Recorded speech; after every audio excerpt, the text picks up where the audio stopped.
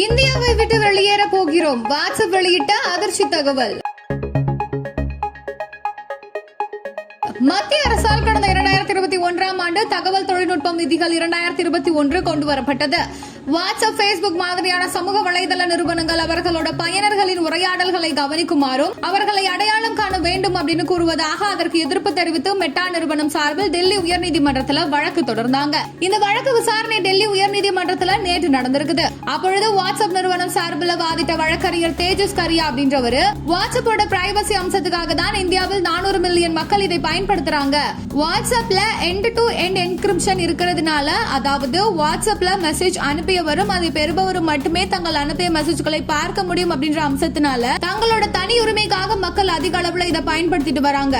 ஆனால் மத்திய அரசு கொண்டு வந்துள்ள தகவல் தொழில்நுட்ப விதிகள் 2021 பயனர்களோட தனி உரிமையை குறைத்து மதிப்பிடுகிறது. மத்திய அரசு கொண்டு வந்திருக்கிற இந்த சட்டம் இந்திய அரசியலமைப்பு சட்ட பிரிவு 14, 19 மற்றும் 21 மக்களுக்கு உத்தரவாதம் அளித்துள்ள மக்களின் அடிப்படை உரிமைகளை மீறுது.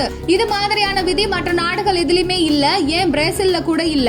எந்த மெசேஜ்களை டிகிரிப்ட் செய்ய சொல்லி கேட்கப்படும் என்பது எங்களுக்கு தெரியாது. எனவே எண்ட் டு எண்ட் என்கிரிப்ஷனை உடைக்க மத்திய அரசு எங்களை கட்டாயப்படுத்தினால் இந்தியாவை விட்டு வெளியேற நேரிடும் அப்படின்னு சொல்லியிருக்காரு. மத்திய அரசு வழக்கறிஞரோ இன்றைய காலகட்டத்துக்கு இத்தகைய செயல்முறையும் சட்டமும் அவசியம் அப்படின்னு அரசு கொண்டு வந்திருக்கிற விதிகளை ஆதரித்து வாதிட்டாரு. இருதரப்பு வாதங்களை கேட்ட நீதிபதிகள் வழக்கின் விசாரணையை ஆகஸ்ட் 14ஆம் தேதிக்கு ஒத்திவைத்திருக்காங்க.